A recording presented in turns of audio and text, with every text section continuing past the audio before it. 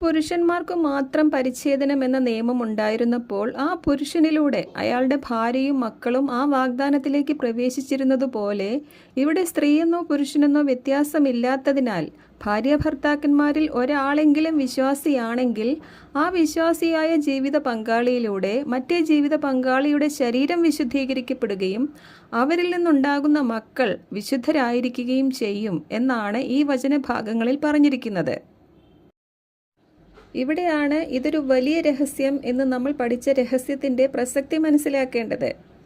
ഇങ്ങനെയുള്ള യാതൊരു പ്രശ്നമോ റിസ്കോ വിവാഹ ജീവിതത്തിലോ മക്കളുടെ കാര്യത്തിലോ ഉണ്ടാകാതിരിക്കാൻ വേണ്ടിയാണ് ഒരേ ആത്മാവിൽ ക്രിസ്തുവിൻ്റെ ശരീരത്തിലെ അംഗങ്ങളായ രണ്ടുപേർ തമ്മിൽ വേണം വിവാഹിതരാകാനെന്നും അവിശ്വാസികളുമായി കൂട്ടുകൂടരുതെന്നും എല്ലാം പൗലോസ് പറഞ്ഞിരിക്കുന്നത്.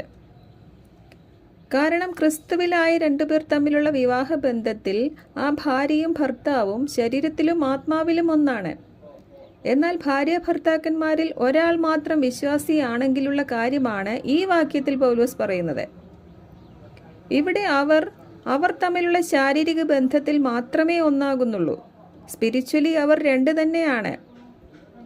ഈ ബന്ധത്തിൻ്റെ റിസ്ക് എന്താണെന്ന് ചോദിച്ചാൽ, ഇതിലെ അവിശ്വാസിയായ ജീവിത പങ്കാളി അയാളുടെ അവിശ്വാസത്തിൽ കുട്ടികളെ വളർത്തിയാൽ ഭാവിയിൽ ആ കുട്ടിയുടെ വിശുദ്ധി നഷ്ടപ്പെടുകയും ആ കുട്ടി ദൈവത്തിൽ നിന്ന് അകന്ന് വഴിമാറി പോവുകയും രക്ഷ നഷ്ടപ്പെടുകയും ചെയ്യും.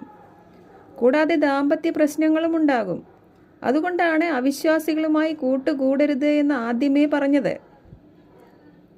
ഈ രഹസ്യങ്ങളെല്ലാം മനസ്സിലാകാത്തവരാണ് അവിശ്വാസികളുടെ ആണെങ്കിലും കുട്ടികളെല്ലാം സ്വർഗത്തിൽ പോകുമെന്ന് പറയുന്നത്. അപ്പോൾ ദൈവത്തിന് കൃത്യമായ നിയമങ്ങളുണ്ട്. ഈ വാക്യത്തിൽ പറഞ്ഞിരിക്കുന്നത് ഭാര്യ ഭർത്താക്കന്മാരിൽ ഒരാളെങ്കിലും വിശ്വാസിയാണെങ്കിൽ ആ ബന്ധത്തിലുണ്ടാകുന്ന കുട്ടികളായിരിക്കുന്ന കാലത്തോളം വിശുദ്ധരാണ് എന്നാണ്. അപ്പോൾ സ്വാഭാവികമായും രണ്ട് അവിശ്വാസികളുടെ കുട്ടികൾ പാപത്തിലും അശുദ്ധിയിലുമാണ് ജനിക്കുന്നത് എന്ന കാര്യം വ്യക്തമാണ്. അതുപോലെ തന്നെ മാതാപിതാക്കളിൽ നിന്നും മക്കൾക്ക് ലഭിക്കുന്ന ഈ വിശുദ്ധി ആ കുട്ടികൾ നന്മതിന്മകൾ തിരിച്ചറിയാനും സ്വയം തീരുമാനങ്ങൾ എടുക്കാനും പ്രായമാകുന്നതുവരെ മാത്രമേ നിലനിൽക്കുകയുള്ളൂ എന്നും വ്യക്തമാണ്. അതെങ്ങനെ മനസ്സിലാക്കാം? ആദവും ഹവ്വയും എപ്പോഴാണ് ആത്മാവിൽ മരിച്ചതും ദൈവമഹത്വം അവർക്ക് നഷ്ടപ്പെട്ടതും? അവർ നന്മ തിന്മകളുടെ അറിവിൻ്റെ വൃക്ഷഫലം തിന്നപ്പോഴാണ്. അതുപോലെ ഈ കുട്ടികളും നന്മയും തിന്മയും തിരിച്ചറിയാനും സ്വയം തീരുമാനങ്ങൾ എടുക്കാനും പ്രായമാകുമ്പോൾ അവർക്ക് ഈ വിശുദ്ധിയിൽ തുടരുകയും രക്ഷയിൽ നിലനിൽക്കുകയും ചെയ്യണമെങ്കിൽ അവർ വ്യക്തിപരമായി യേശുക്രിസ്തു എൻ്റെ പാപങ്ങൾക്കു വേണ്ടി കൂടിയാണ് മരിച്ചത് എന്ന് വിശ്വസിച്ച് ഈ രക്ഷയിലേക്ക് വ്യക്തിപരമായി